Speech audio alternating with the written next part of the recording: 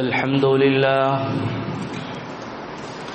لله نحمده ونستعينه ونستغفره ونعوذ بالله من شرور أنفسنا ومن سيئات أعمالنا من يهده الله فلا مضل له ومن يضلله فلا هادي له وأشهد أن لا إله إلا الله وحده لا شريك له وأشهد أن محمدا عبده ورسوله أرسله بالحق بشيرا ونذيرا وداعيا إلى الله بإذنه وسراجا منيرا أما بعد فإن خير الحديث كتاب الله وخير الهدي هدي محمد صلى الله تعالى عليه وسلم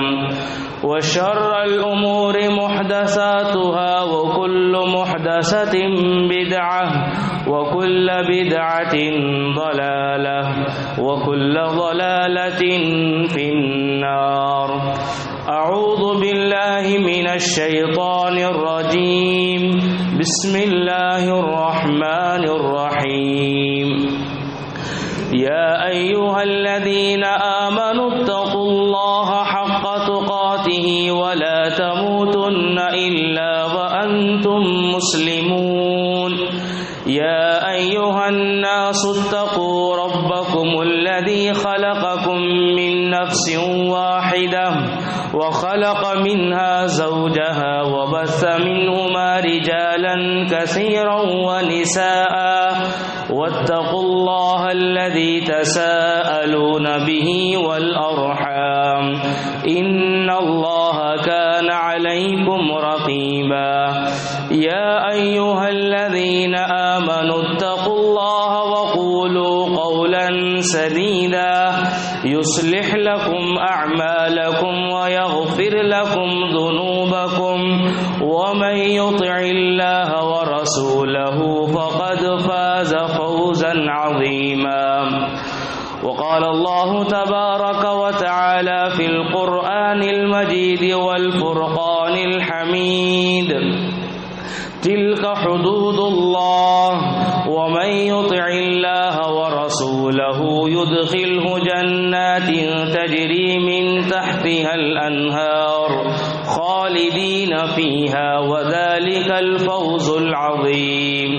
ومن يعص الله ورسوله ويتعد حدوده يدخله نارا خالدا فيها ولهم عذاب مهين. ہر قسم کی تعریف اس اللہ رب العالمین کے لیے ہے جس نے ساری کائنات کو اپنے قدرت سے پیدا کیا.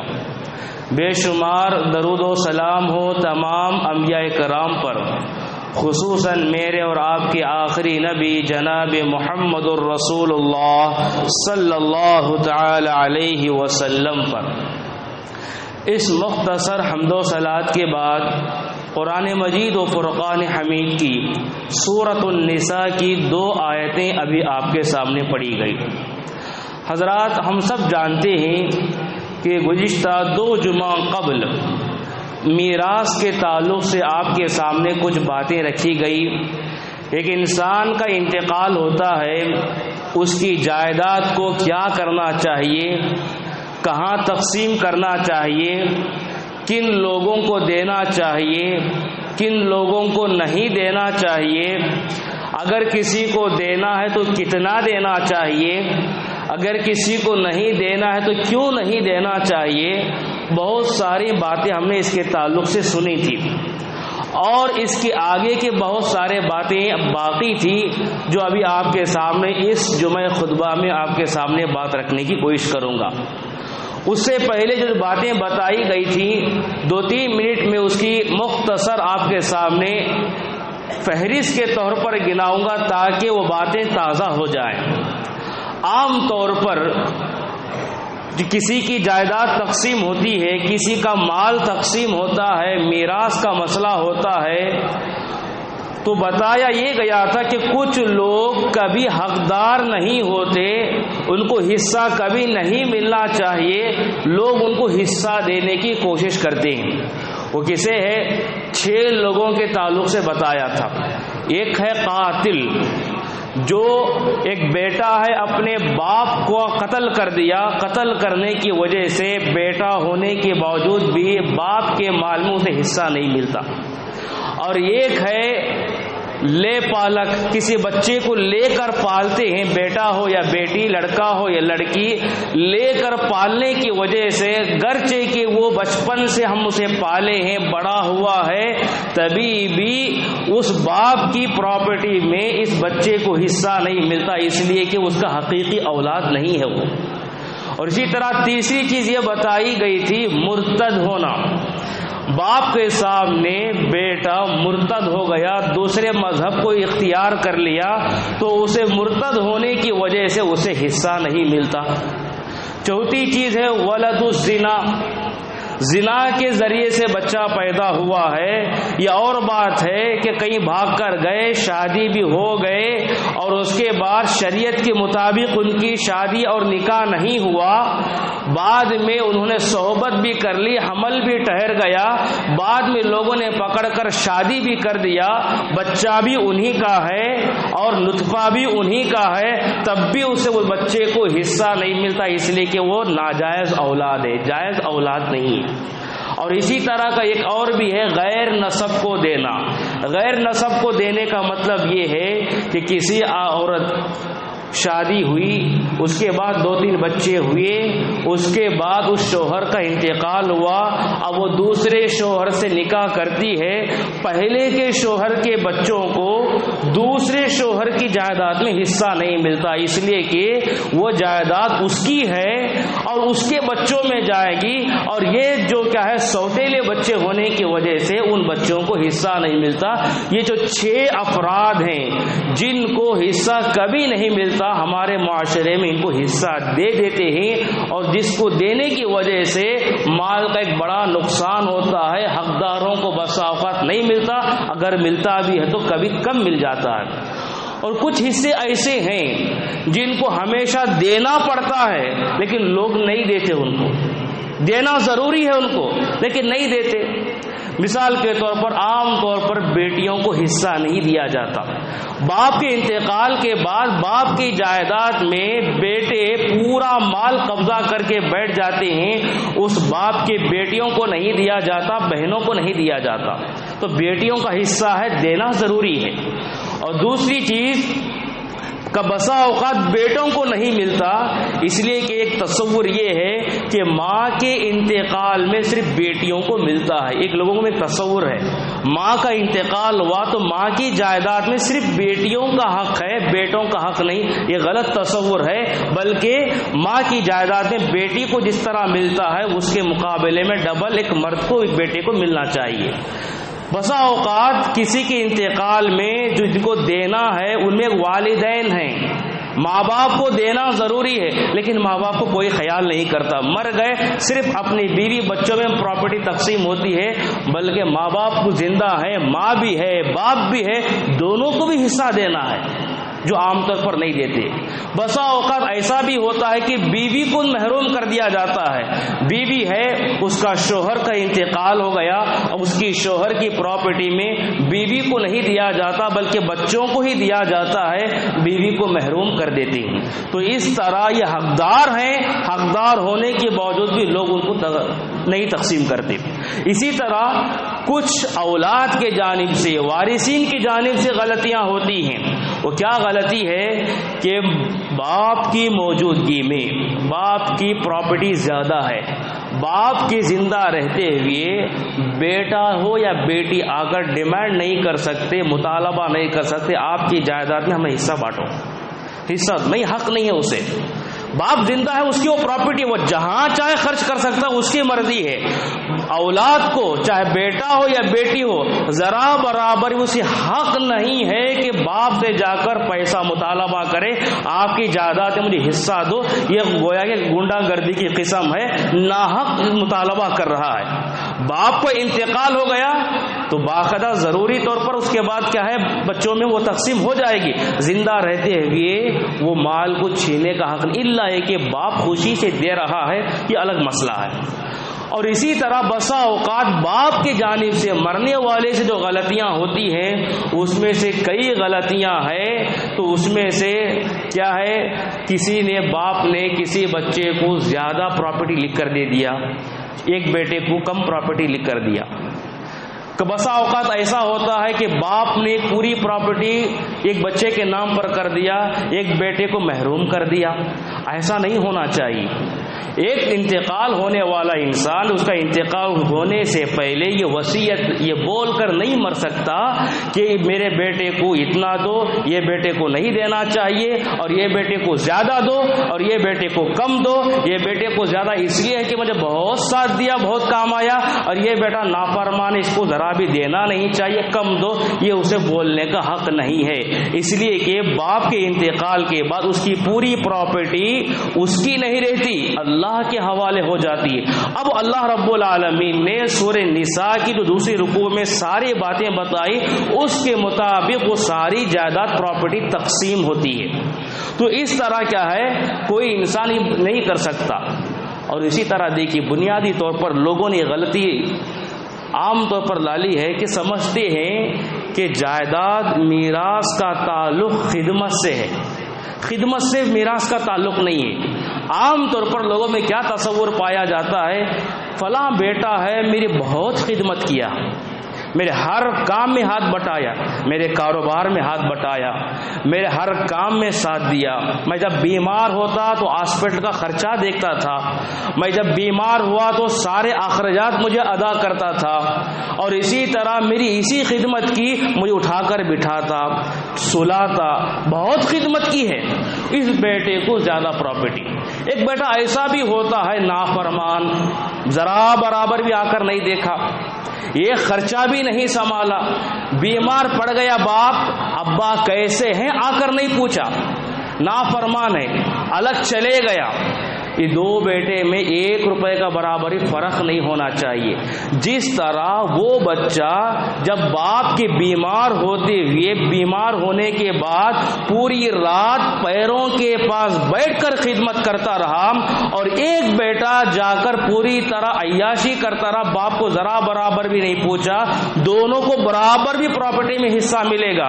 وہ خدمت گزار بیٹے کو 1 لاکھ ملا ہے، اس نافرمان کو بھی 1 لاکھ دینا ضروری ہے. کیوں؟ اس لیے کہ یہ میراث کا تعلق خدمت کے بنیاد پر نہیں ہے، نسب کے بنیاد پر ہے. کس کے پیٹ سے پیدا ہوا، کس کے نطفے سے پیدا ہوا، وہ اصل چیز ہے، اس کے بنیاد پر تقسیم ہوتا ہے. تو عام طور پر لوگوں میں یہ ہوتا ہے کہ فرما بردار اولاد کو زیادہ حصہ، بسا اوقات اسے پوری پراپرٹی، نافرمان کو ذرا بھی نہیں، بسا اوقات کم. ایسا نہیں ہونا چاہیے. اسی طرح بیویوں کا مسئلہ، کسی کی 102 3 4 بیویاں ہیں، ایک وہ بیوی ہمیشہ شوہر کی خدمت کرتے رہتی، اور ایک بیوی ہے شوہر کی خدمت ہی نہیں کرتی، بلکہ بسا اوقات ایسا بھی ہو سکتا دھتکار کے ہکال بھی سکتی ہے. رشتے میں تو ہے، وہ بیوی ہے، اس کا نکاح باقی ہے، ابھی نکاح تو نہیں ٹوٹا. ایک بیوی بہت نافرمان اور ایک بیوی بڑا فرما برداری خدمت گزار. بیوی کو اگر پڑی بیوی کو جو خدمت گزار بیوی ہے اسے 2 لاکھ مل رہے ہیں تو وہ نافرمان بیوی کو بھی 2 لاکھ ملنا چاہیے. یہ پہلی بیوی ہے، بڑی جورو ہے، دوسری بیوی ہے، تو اس طرح امتیازی سلوک نہیں ہو سکتا، دونوں کو برابر دینا. جس طرح وہ تمہاری بیوی ہے اس طرح یہ بھی تمہاری بیوی ہے. تو اس طرح بیویوں میں بھی صحیح تقسیم ہونا چاہیے. نکاح میں ہے تو دینا ہے، اگر نکاح سے ختم ہو گیا اسلامی شریعت کے مطابق طلاق یا خلا ہوا ہے تبھی جا کر وہ الگ ہو سکتی ہے. تو اس طرح ہر اس میں انصاف ہونا بہت ضروری ہے. تو آئیے تو بات بنیادی سمجھنے کی کوشش کیجئے کہ میراث کا تعلق خدمت سے نہیں ہے بلکہ نسب سے ہے. اس کے بعد عام طور پر آئیے بنیادی باتوں کو دیکھتے چلیں. عام طور پر کسی انسان کا انتقال ہوتا ہے، چاہے باپ کا انتقال ہو یا ماں کا انتقال ہو، انتقال ہونے کے بعد جائیداد تقسیم ہوتی ہے. ہمارے ذہنوں میں جائیداد پراپرٹی کا تصور کیا ہے؟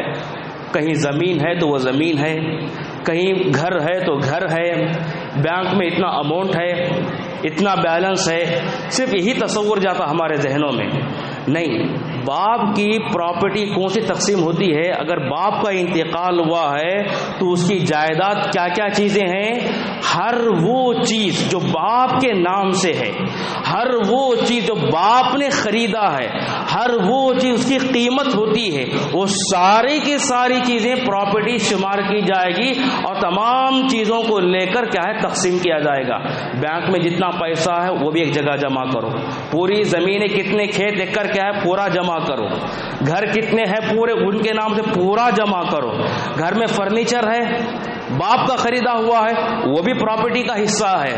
گھر میں بہت ساری چیزیں ہیں، سامان ہے خریدے ہوئے، پراپرٹی ہے وہ. گھر میں باپ کے نام کا خریدا پلنگ ہے، پراپرٹی ہے وہ. بہت ساری چیزیں جو بھی لے لو، یہ فین ہے، لائٹ ہے، یہ جو بھی گھڑی ہے، یہاں تک کہ باپ نے جوتے خریدے تھے وہ جوتے بھی پراپرٹی ہے. وہ واچ خریدا تھا وہ واچ بھی پراپرٹی ہے، تقسیم ہونا ہے. اور اسی طرح کپڑے، باپ کے لباس وہ بھی جائیداد ہے.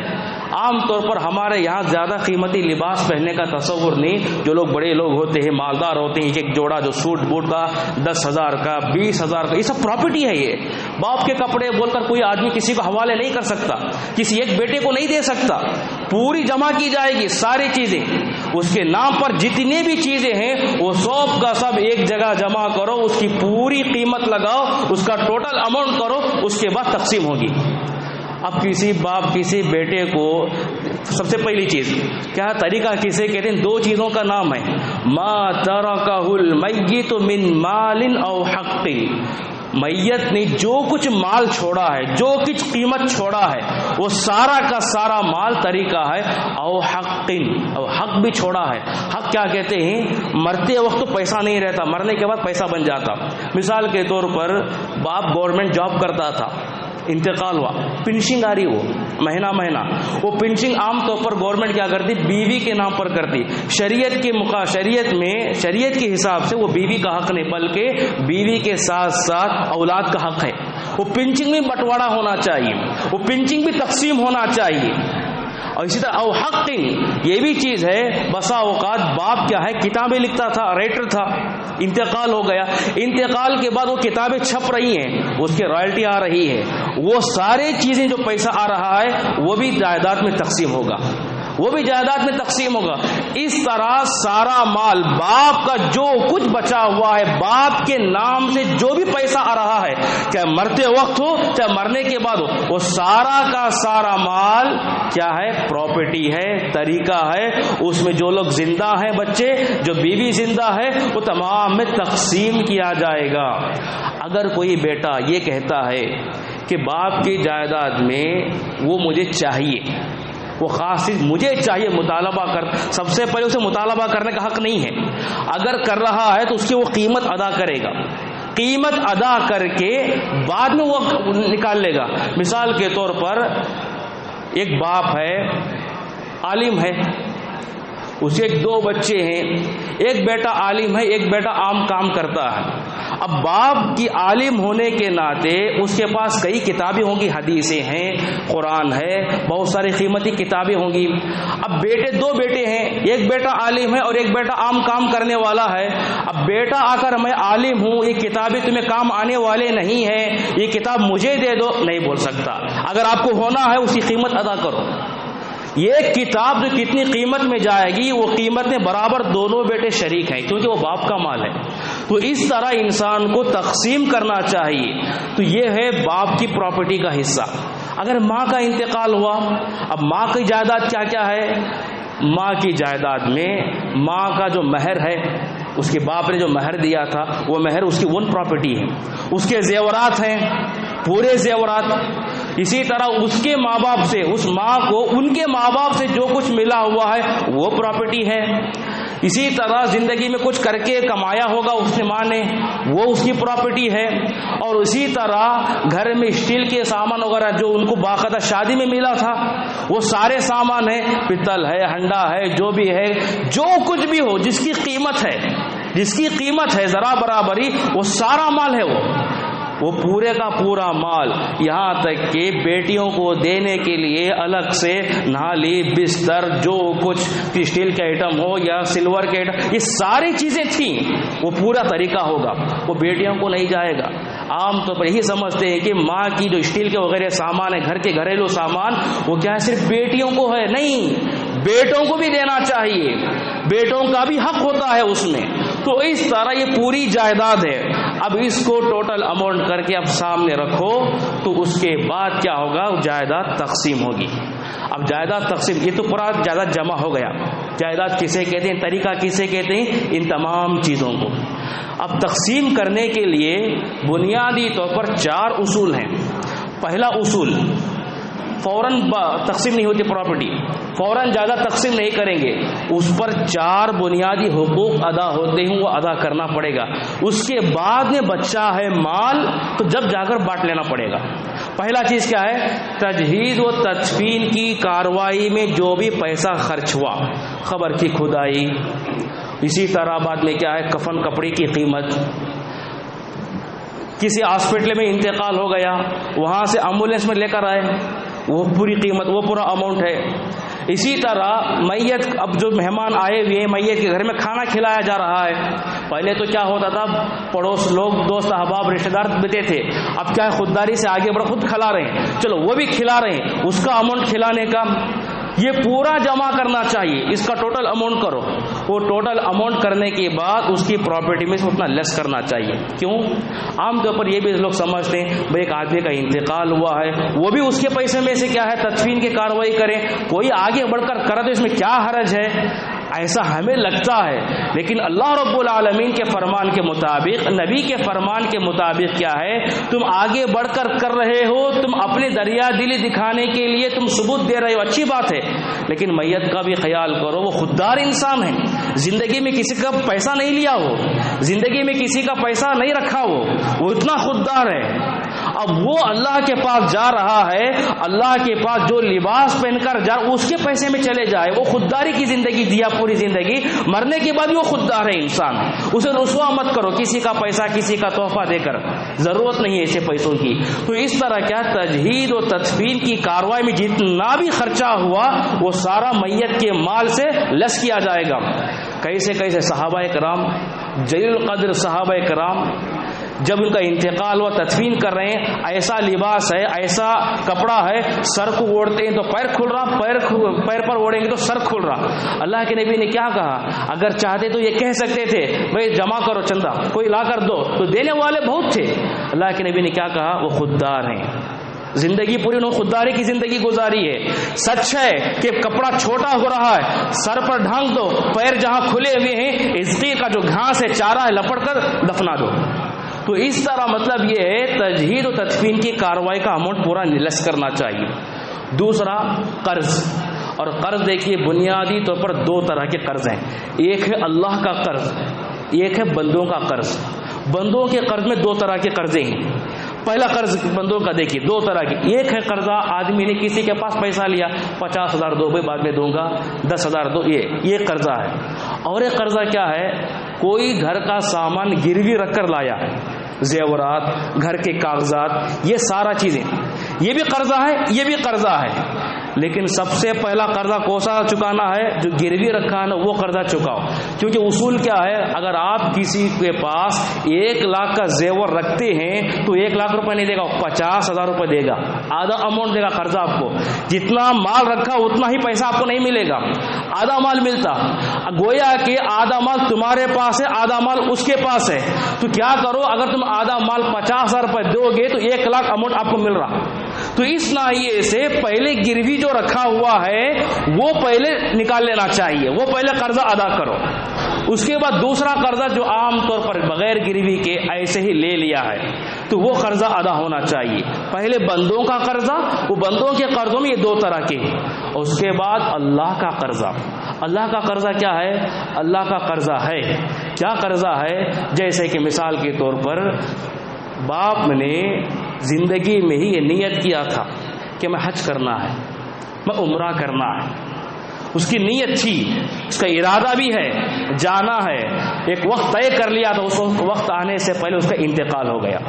تو کیا کرنا ہوگا؟ اب اس کی جانب سے وہ قرضہ ہے، اب پورا مال تقسیم نہیں ہوگا، اب وہ قرضہ ادا کرنے کے لیے کوئی عمرہ جائے، کوئی حج کر کے آئے، ان کی جانب سے ادا کر کے آئے، وہ اماؤنٹ بھی نکالو، اس میں لیس کرو، وہ اماؤنٹ بھی لیس کرنا ہے۔ اسی طرح ایک ایسا واقعہ بھی پیش آیا، ایک عورت آئی اللہ کے نبی صلی اللہ علیہ وسلم سے عرض کیا، اے اللہ کے نبی، میری ماں نے حج کرنے کا ارادہ کیا تھا، وقت بھی طے کر لیا تھا، وقت سے پہلے اس کا انتقال ہوا، اب وہ کیا حج باقی ہے؟ تو اللہ کے نبی نے فرمایا، کیا تمہاری ماں کسی کو قرضہ دینا ہوتا تو تم مرنے کے بعد کیا تم قرضہ نہیں ادا کرتی؟ کہا کہ ضرور ادا کرتی۔ کہا کہ وہ قرضہ فحق اللہ دین، یہ اللہ کا قرضہ ہے، اس سے زیادہ حق رکھتا ہے کہ پہلے یہ قرضہ ادا کرو۔ تو گویا کہ یہ قرضہ ہے، کوسا قرضہ ہے؟ باقاعدہ ایسے نیک کاموں میں جو نیت کیا تھا وہ نکالنا ہے۔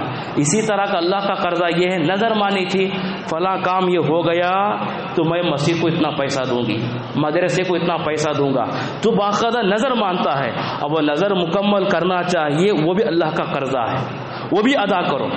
اسی طرح کا یہ بھی قرضہ ہے، باپ کے مال میں زکوٰۃ واجب ہو گئی تھی، زکوٰۃ ابھی ادا نہیں ہوئی، بیماری کے ٹینشن کے حال میں تھے، گھر والوں کے لوگوں نے کوئی خیال بھی نہیں کیا، انتقال ہو گیا۔ اب وہ زکوٰۃ جو واجب ہوئی تھی، وہ زکوٰۃ کتنا واجب ہوا، کتنا اماؤنٹ نکل رہا، وہ بھی لیس کرو۔ اسی طرح کا ایک اور قرضہ یہ بھی اللہ کا، رمضان میں بیمار پڑ گیا، روزہ رہنے کی طاقت نہیں تھی، روزہ رہنے کی طاقت نہیں تو کیا کرنا ہے؟ ایک مسکین کو ایک دن کھلانا ہے۔ اب اس طرح ایک روزے کو ایک مسکین کے لیے تو 30 روزوں کو 30 مسکینوں کا، 30 مسکین کو کھانا کھلانا ہے۔ سوچا تھا پورا رمضان بیمار پڑ گیا ہوں، اب رمضان کے بعد ذرا صحت مل گئی تو یہ روزے رکھ لوں گا، قضا کرنے کی نیت بھی کر لیا تھا، لیکن انتقال ہو گیا ہے، تو وہ کیا کرنا؟ وہ 30 مسکینوں کو کھانا کھلانا جتنا خرچہ وہ لیس کرو۔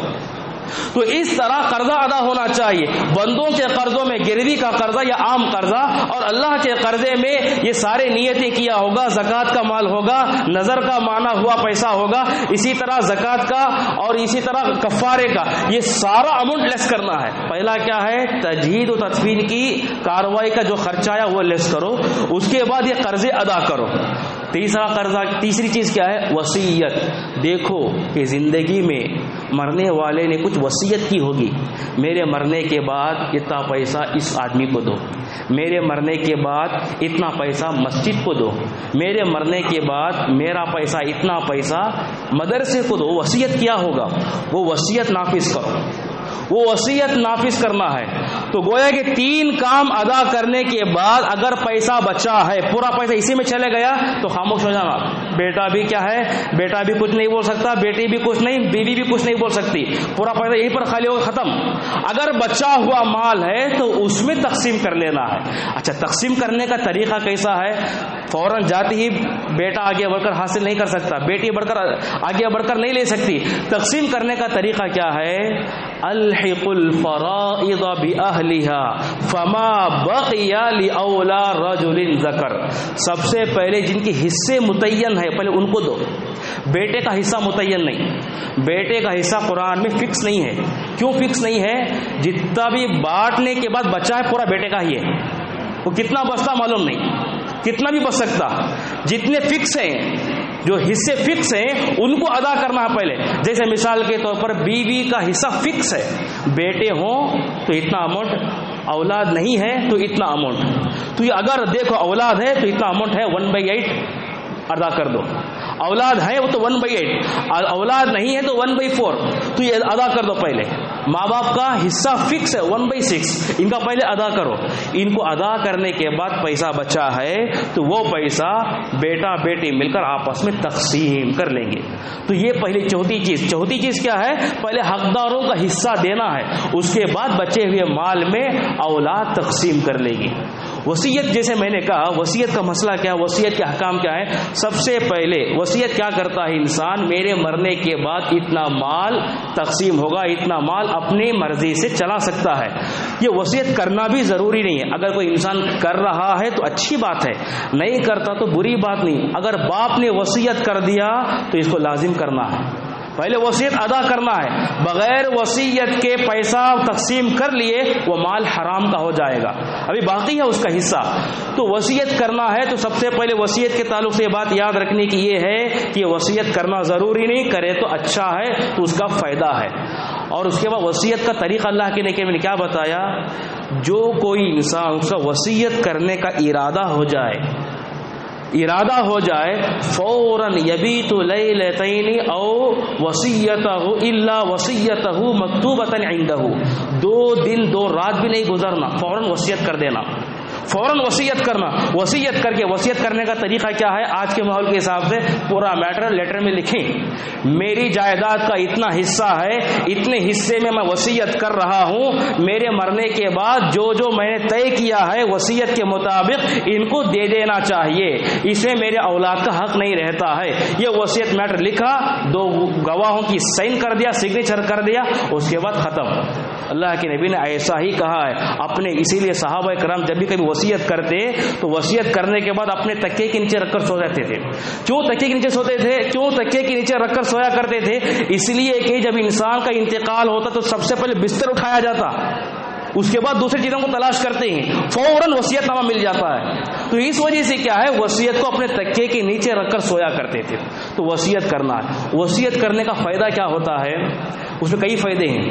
ایک فائدہ یہ ہے آپ اپنی مرضی سے جس کو چاہے دے سکتے ہیں. مثال کے طور پر آپ کے موجودگی میں, آپ کی ہی زندگی میں بیٹے کا انتقال ہوا, بیٹے کو تو حصہ نہیں ملتا, اب اس کا پوترا ہے, یتیم ہے, پوتے کو تو حصہ نہیں ملتا, بیٹے کی موجودگی میں پوتے کو حصہ نہیں ہے. اب تو بیٹا تو نہیں ہے, پوتا ہے, دوسرے اولاد ہیں, اب دوسرے اولاد کو دینا, پوتے کو دینے کا نہیں ہے. ایسے وقت میں تم کیا کرو گے, پوتے کو دو گے. پوتے کو حصہ نہ ہونے کے باوجود بھی اس وصیت کے راستے سے تم دو گے. اس لیے بعض اہل علم نے کہا وصیت کرنا ضروری نہیں ہے, ایسے وقت میں وصیت کرنا ضروری ہے, کیونکہ اسی کا نسل ہے, وہ اسی کی نسل ہے, اسی کے نسب سے جڑا ہوا انسان ہے. پوتے کو حصہ ملنا, پوتے کو حصہ تو نہیں ملتا, وصیت کے راستے سے دینے کی ادا کرو.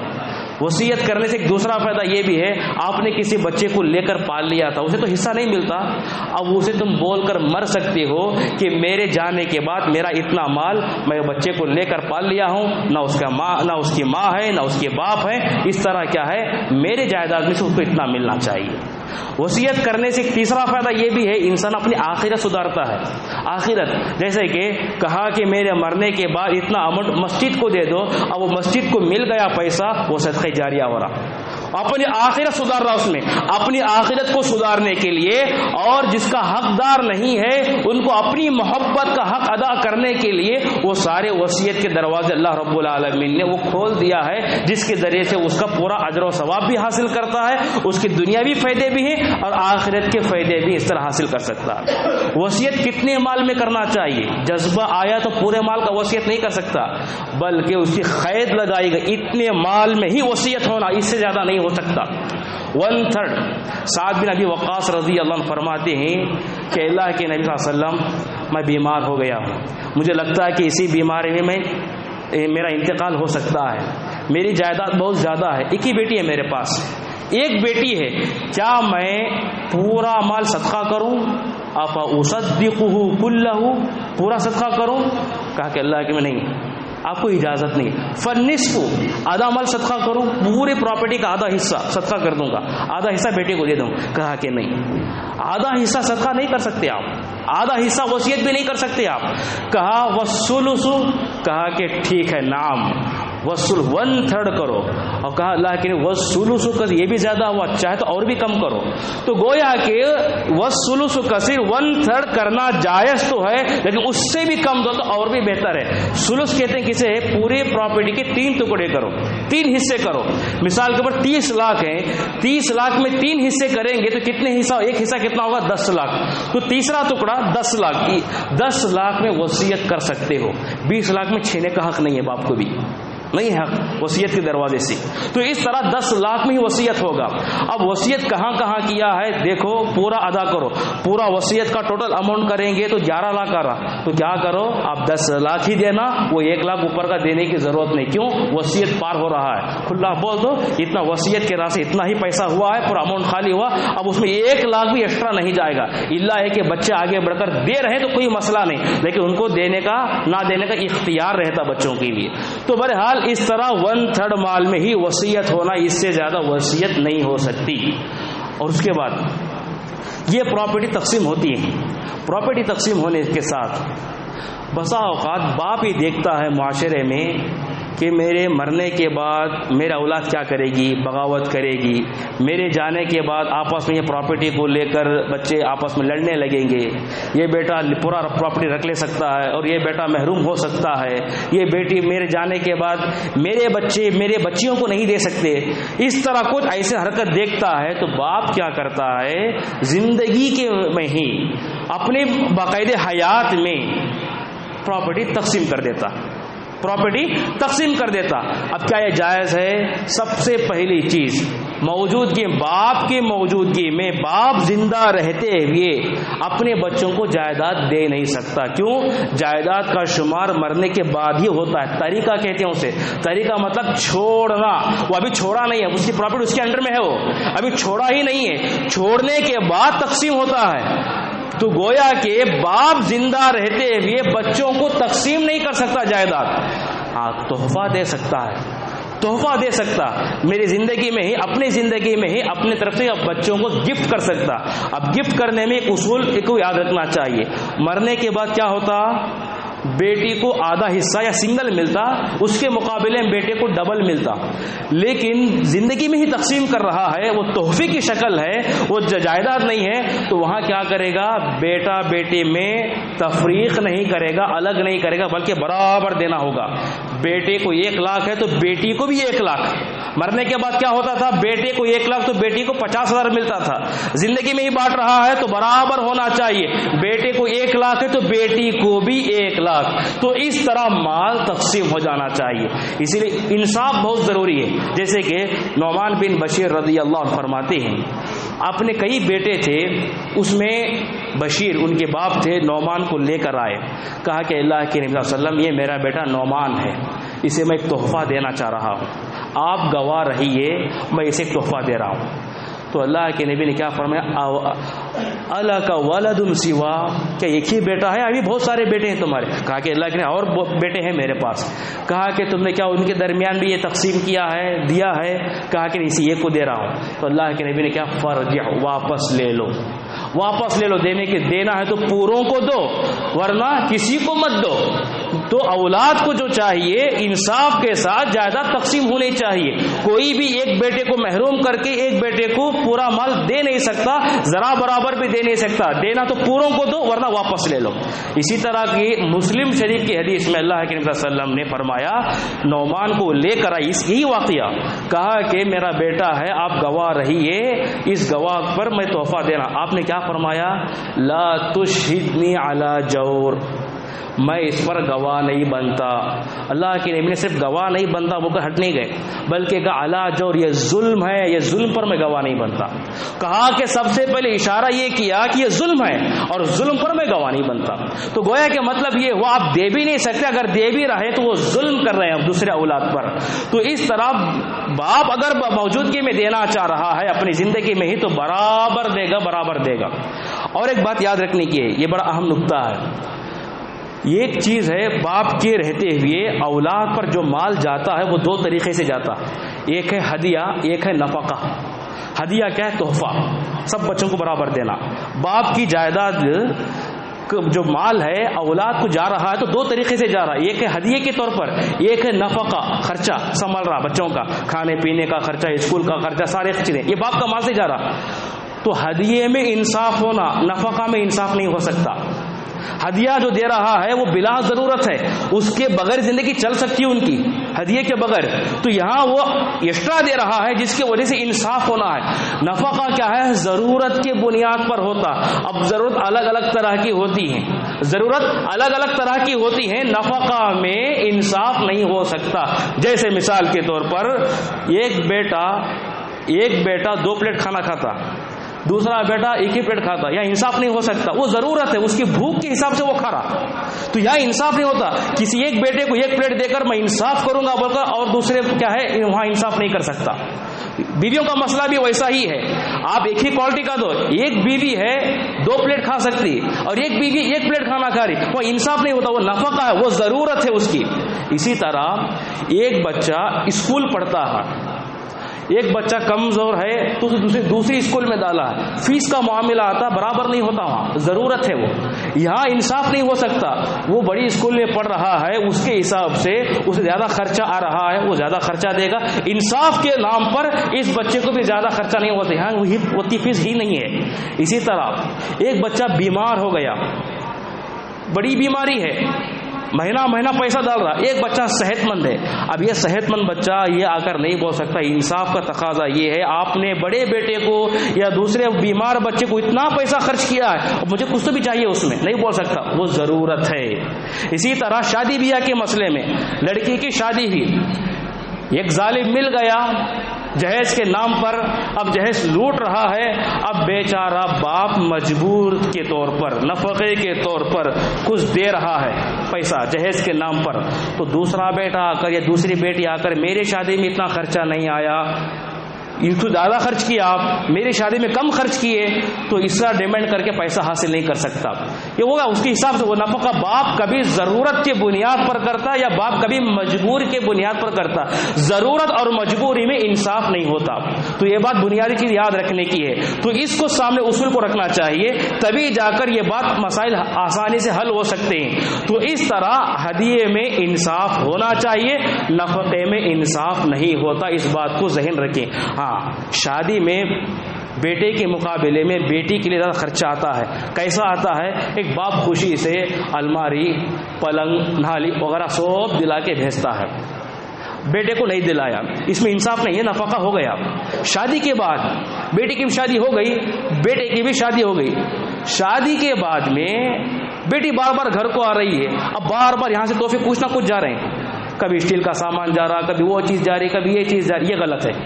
اگر یہ دینا ہے تو بیٹے کو بھی دینا ہے، یہ انصاف ہے. وہ ضرورت نہیں ہے، وہ شادی ہو گئی، ہو گیا، ضرورت پر دے دیے، اب تحفہ دے رہے ہیں، بیٹی بول کر محبت میں دے رہے ہیں. تو یہاں یہ چیز انصاف ہونا چاہیے. یہاں بیٹی کو اگر آپ کوکر دے رہے ہیں تو بیٹے کو بھی کوکر دینا پڑے گا آپ کو. یہ انصاف کا تقاضا، یہاں ضرورت نہیں کی جاتی. تو یہ بات ہے، بس اسی وجہ سے بسا اوقات اولاد میں بغاوت کا جذبہ پیدا ہوتا ہے. تو بہرحال یہ چیز کو یاد رکھنے کی ضرورت ہے. دوسری بات، اہل علم یہاں تک ایک بات کہی ہے کہ زندگی میں اگر مال تقسیم کرتا ہے تو اس کے بہت سارے نقصانات ہیں، بہت سارے نقصانات ہیں. کر سکتا ہے، دے سکتا پوری پراپرٹی اپنی جائیداد اپنی زندگی میں ہی، لیکن دے دیا تو اس سے کچھ نقصانات ہوں گے. پہلا نقصان دیکھیے، 3-4 میں نقصان بتاؤں گا. پہلا نقصان کیا ہے؟ کیا بھروسہ اولاد پراپرٹی پوری دینے کے بعد اولاد پھر باپ کو دیکھے گی، باپ کو عزت کرے گی؟ کیا بھروسہ ہے؟ باپ کی خدمت کرے، کیا پورا مال تو مل گیا، اب ختم، باپ پوری طرح نیل ہے، کچھ بھی نہیں ہے اس کے پاس پیسہ. اب یہاں بغاوت کا جذبہ ہوتا. بسا اوقات بڑے بڑے شہروں کی یہ بات آتی ہے کہ پوری جائیداد اولاد کو تقسیم کرنے کے بعد پھر باپ کہاں جاتا؟ اولڈ ہاؤس میں جاتا، اولڈ ہاؤس میں یتیم خانوں میں چلے جاتا. اب یہاں کیا ہے، جبکہ پورا باپ کا پیسہ بیٹا اولاد کھا رہی ہے. تو اس طرح ایک بڑا نقصان ہو سکتا. بول نہیں سکتے کہ اولاد کب بغاوت کرے گی اور کب فرما بردار بنے گی، اس لیے اس بات کو ذہن رکھنا ہے. دوسرا مسئلہ کیا ہوتا، زندگی میں اگر تقسیم کر رہے ہیں، ایک آدمی تقسیم کرتا، اس کی بیوی کیا بولتی کہ اب میرا تمہارا مال ایک ہی ہے، ہم دونوں مل کر بچوں میں تقسیم کریں گے. بیوی کو نہیں مل رہا وہاں. اگر باپ کے طریقے میں حصہ ہوتا، مرنے کے بعد ہوتا، تو باپ کے شوہر ہونے کے ناطے بیوی کو حصہ مل رہا تھا، اب وہ حصے سے محروم ہو گئی، تو ایک بڑا نقصان ہوا. تیسرا نقصان کیا ہوتا، بیوی کو بھی چلو انصاف کے تقاضے میں بیوی کو بھی موجودگی میں اپنی زندگی میں ہی 10 لاکھ روپے تحفے کے اوپر دے دیا. 10 لاکھ ہے اس کے پاس، بیوی کے پاس. اللہ کا کرنا ایسا ہوا بیوی زندہ ہے، شوہر کا انتقال ہوا. اب ظاہر سے بات ہے وہ 10 لاکھ اب اس کی ڈپازٹ میں ہے، اب اس کا انتقال ہوگا، یہ شوہر کا پیسہ کس کا 10 لاکھ شوہر کا ہے، شوہر انتقال ہو چلے گیا، اب یہ پیسہ 10 لاکھ اس کے پاس رہتا، اب یہ بیوی کا انتقال ہوتا ہے تو یہ پراپرٹی کیا ہوتی ہے، بچوں کے ساتھ ساتھ اس کے ماں باپ کو چلے جاتی، 1/6 پورے مال کے 6 ٹکڑے کرو، ایک ٹکڑا ان کو، ایک ٹکڑا ان کو، 6 لاکھ ہے، 6 ٹکڑے کریں 1 لاکھ، ایک کا ٹکڑا ہو جاتا، ایک حصہ بنتا، 2 حصے، ایک ماں کو حصہ، ایک باپ کو حصہ، 1 لاکھ چلے گیا، 2 لاکھ چلے گئے، 2 لاکھ کس کے تھے، وہ شوہر کے تھے، جبکہ شوہر کا پیسہ اس کے ساس سسر کو جانے کا حق ہی نہیں رکھتا، اس کے ساس سسر کو چلے گیا، وہ اس کا پیسہ ہونے کی وجہ سے اس کا پہلے انتقال ہوا، تو گویا کہ وہ اگر پیسہ یہ رکھ لیتا، یہ 2 لاکھ بھی بچوں کو ملتے تھے، تو گویا کہ اپنے بچوں کو 2 لاکھ روپے سے محروم کر دیا، تو یہ بھی ایک چیز ہو جاتی ہے، اور بسا اوقات ایسے بہت سارے جو چیزیں آ جاتی ہیں تو اس کا بڑا نقصان یہ بھی ہو جاتا ہے، تو اسی طرح یہ کچھ تھے اور بہت سارے چیزیں ہیں نقصانات جس کی وجہ سے بڑے مسائل پیدا ہو سکتے ہیں، اور اسی طرح سے بیوی کے نام پر جائیداد کرنا یہ بھی زیادہ صحیح نہیں ہے، یہ بھی زیادہ صحیح نہیں، بسا وقت مجبوری کے نام پر، گورنمنٹ کی حکومت قانون کی مجبوری کے نام پر بیویوں کے نام پر تقسیم، بیوی کے نام پر جائیداد کرتا، پیسہ کس کا، پورا شوہر کا، اگریمنٹ پیپر پر کیا ہے، بیوی کے نام سے ہے بس۔ اب یہاں دیکھیے ہر عورت وفادار نہیں ہوتی، ہر بیوی وفادار نہیں ہوتی، بغاوت کا جذبہ پیدا ہوتا، شیطان کبھی بھی بہکا سکتا، اور یہ بغاوت میں مال کی لالچ میں بسا اوقات و مال کو حاصل کرنے کے لیے شوہر کو بھی چھوڑ سکتی، جیسے آپ نے، کیونکہ دنیا کے کسی کے قانون میں جاؤ، کسی بھی عدالت میں جاؤ، آپ جانے کے بعد یہ پراپرٹی میری ہے بول کر آپ نہیں لڑ سکتے، کیا کور کیا دیکھتا، عدالت کیا دیکھتی، کس کے نام پر ہے وہ دیکھتی ہے، کون کمایا، کس کے پیسوں سے خریدا وہ نہیں دیکھتی، کس کے نام پر ہے، کس کے نام پر ہے اسی کے نام پر چلے جائے گا وہ، تو اس طرح کیا ہے آپ بعد میں چاہ کر بھی وہ پراپرٹی حاصل نہیں کر سکتے تھے، جبکہ آپ پراپرٹی پوری آپ کی ہے وہ، اور یہ ہر عورت کی بات نہیں کہہ رہا ہوں میں، الحمدللہ کچھ وفادار عورتیں بھی ہوتی ہیں لیکن کچھ بغاوت کرنے والی عورتیں بھی ہوتی ہیں، ان کے شر سے بچنے کے لیے آپ کو یہ پراپرٹی ان کے نام پر نہیں کرنے پڑے گی، جب پراپرٹی ان کے نام پر ہو گئی تو آپ کا دبدبہ گھر میں نہیں رہے گا، آپ ان کو دھمکی دے بھی نہیں سکتے، آپ ان کو کچھ کیا ہے شرط لگا بھی نہیں سکتے، اور آپ اپنا روب دبدبہ بھی نہیں رکھ سکتے ان پر، اگر رکھیں گے تو آپ کو دستبردار ہونے کی حق دے ڈالیں گے، بسا وقت ایسا ہو جاتا یہاں تک کہ خلا کا مطالبہ کرتی، دیکھا ایک بڑی بلڈنگ ہے میرے نام پر ہے، بیوی بڑی نام پہ پر ہے، اب میرے نام پر ہے، دنیا کی کوئی عدالت اب اس پراپرٹی کو چھین کر میرے شوہر کو نہیں دے سکتی، اب وہ خلا چاہتی ہے، خلا دو، خلا لے کر مطالبہ کرتی ہے، اب خلا دے دیا کیا پراپرٹی واپس کرے گی، کیونکہ اسی لالچ کی بنیاد پر اس نے خلے کا مطالبہ کیا، یہ مسئلہ اسی ہریئر میں ایک جگہ کا واقعہ ہے، 15-20 دن پہلے کا واقعہ، خلے کا مطالبہ ہو رہا، بڑی بلڈنگ ہے، 1 کروڑ کی بلڈنگ ہے، کھلا دو، اب کیا کریں گے، بیوی تو دینے کے لیے تیار نہیں ہے پراپرٹی کہ میرے نام پر ہے بول کر، اب دنیا کی کوئی عدالت میں جا کر لڑ بھی نہیں سکتے آپ، اب یہ مسئلہ ہوا تو کیا کریں گے، ایسے وقت پر بسا اوقات شیطان بہکاتا ہے، اس لیے ایسے نام پر کرنا ہی ہے تو بیٹے کے نام پر کرو، کیونکہ بیٹا تمہارا ہی نسب ہے، وہ جہیں بھی مال چلا گیا تو اسی کے نسب میں پھر کر رہے گا مال، تو یہی ہوتا ہے، بسا اوقات آپ نے کسی بیوی سے خلا، اگر بیوی خلا لے رہی ہے، ہمارا مال بیوی کے پاس ہے، تو اگر وہ خلا لیتی ہے تو پہلے یہ دیکھو کہ آپ نے کس نیت سے وہاں لکھایا ہے اگریمنٹ، اگر تحفے کی شکل میں دیے ہیں تو خلا لینے کے باوجود بھی وہ پیسہ تم حاصل نہیں کر سکتے، کیوں، تحفہ دیا ہے آپ نے، تحفہ دیا ہے، پھر خلا ہونے کے بعد تحفہ واپس نہیں لے سکتے، پوری بلڈنگ لے جا سکتی ہو، اس کی ہے پراپرٹی ہو، کیوں، وہ تحفے کی شکل میں دیا ہے، اگر آپ نے صرف اپنی مجبوری کے لیے وہاں نام پر کیا ہے تو اس کا مطلب یہ ہے کہ اگر وہ امانت دار ہے تو دی تو مل گیا، نہیں تو وہ بھی چلے گیا، اپنے قانون پر رونا پڑے گا، تو اس لیے یہ مسائل پیدا ہو سکتے ہیں، تو اس لیے ان تمام چیزوں کو یاد رکھنا چاہیے، اور عام طور پر ایک بات یاد رکھیے، کسی کا انتقال ہوتا ہے تو سب سے پہلے 6 لوگوں کو ہمیشہ حصہ ملتا ہے، ان کو کبھی محروم نہیں کر سکتے آپ، ان کو کبھی بھی باہر نہیں نکال سکتے آپ، 6 لوگ کون ہیں، بیوی، شوہر، بیٹا، بیٹی، ماں، باپ، یہ 6، اگر اس میں سے کوئی نہیں ہے تو کل پورے 25 لوگ حصے دار بنتے ہیں، 25 لوگ. اب 25 کو ایک ساتھ نہیں ملتا حصہ، یہ 6 میں کون کون اگر نکلتے رہتا، اگر انہیں ہے تو اسے نہیں، اسے ہے تو اسے نہیں، اس طرح اگر وہ آیا تو اسے نہیں ہے، تو اس طرح ایک چیز لیس ہوتے گئی، ایک چیز کو ملتے رہتا. تو کل 25 لوگ ہیں. اور شریعت میں قرآن میں 12 حصے متعین کر دیے ہیں، ان کو دینا ہی ہے آپ کو 12 حصے. اور شریعت کے مطابق کو زیادہ بڑا بھی نہیں سکتے، کم بھی نہیں کر سکتے. 6 حصے ہیں. اور 6 حصے کیا ہیں؟ عام طور پر عربی اور اردو نگاروں نے 6 رشتوں کو، یہ 12 رشتوں کو اس طرح جوڑا ہے: اب، جد، زوج، اخ، اخیافی، ماں، بیٹی، پوتی، دادی، بیوی، اخت اخیافی، اخت حقیقی، اللہ کی. تو یہ چیزیں ہیں. کوئی بھی رشتہ، ایک ہے خاص بھائی بہن، ان کو ملتا. خاص بھائی بہن کا مطلب کیا ہے؟ ایک ہی ماں ایک ہی باپ سے پیدا ہوئی ہے. ایک ہے اخت اخیافی، ماں شریک، باپ الگ ہے، ماں ایک ہے. تو کب ہوگا مسئلہ یہ اگر کسی طلاق، خلا یا انتقال ہونے کا، پہلی بیوی پہلے شوہر کے بچے، دوسری شوہر کے بچے، ماں ایک ہے، باپ الگ الگ ہے، شوہر، تو یہ اخت اخیافی، یہ کیا ہے؟ ماں شریک بھائی بہن. خاص بھائی نہیں ہے کوئی تو ان کو حصہ ملتا. اور اسی طرح باپ اللہتی بھائی بہن، یہ کون ہے؟ باپ ایک ہے، ماں الگ الگ ہے. شوہر پہلی بیوی کو چھوڑ دیا یا طلاق دیا، انتقال ہوا، اس کے جو بچے ہیں وہ شوہر سے، پھر اس کے بعد یہ بیوی سے جو بچے ہیں، یہ دونوں آپس میں کیا ہے؟ بھائی بہن، اللہتی بھائی بہن. تو ان کو بھی حصہ ملتا اگر خاص بھائی نہ ہونے کی وجہ سے. ایسے بہت سارے شکلیں ہیں جن کو یہ حصہ ملتا ہے، اور اس کی بنیادی باتیں جاننا بہت ضروری ہے. آخر میں ایک بات بتا کر اپنی بات کو ختم کروں گا. اللہ رب العالمین نے فرمایا قرآن میں سارے حصے بیان کرنے کے بعد، تلک حدود اللہ، یہ اللہ کا قانون ہے، یہ اللہ کی حدیں ہیں، اس کو کوئی توڑ نہیں سکتا. ومن یطع اللہ ورسولہ یدخلہ جنات تجری من تحت الانہار. یہ تمام جو پراپرٹی کے مسائل انصاف کے ساتھ کرے گا تو وہ جنت میں جائے گا. وذالک الفوز العظیم، کہ اس کے لیے بہت بڑی کامیابی ہے. اور جو انسان پراپرٹی میں اپنی منمانی کر کے چلے گیا، اپنی منمانی کر دیا، تو ومن یعص اللہ ورسولہ یدخلہ نارا خالدا فیہا، وہ ہمیشہ کے لیے جہنم چلے جائے گا. وعذاب المہین، اس کے بعد اسے رسوا کن کا عذاب ملے گا. قرآن کا ایک فارمولا یاد رکھیے، جہاں بھی کسی عمل کے بعد جنت کا تذکرہ ہو، کسی عمل کے بعد جہنم کا تذکرہ ہو، تو اس کا مطلب یہ کہ اس عمل کو کرنے سے جنت آپ کو ملے گی، اس عمل کو، اس گناہ کو کرنے سے آپ کو جہنم ملے گی.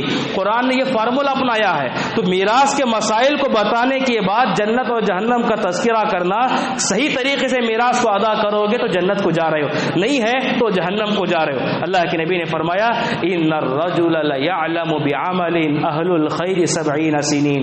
ایک آدمی 70 سال کی زندگی گزارا، 70 سال کی نیکیاں ہیں اس کے پاس، 70 سال کا اجر و ثواب ہے اس کے پاس، لیکن میراث میں کچھ ایسے غلطیاں کر کے چلا گیا، اللہ کو پسند نہیں ہے. فیختم بالشر، اس کا خاتمہ شر ہوا.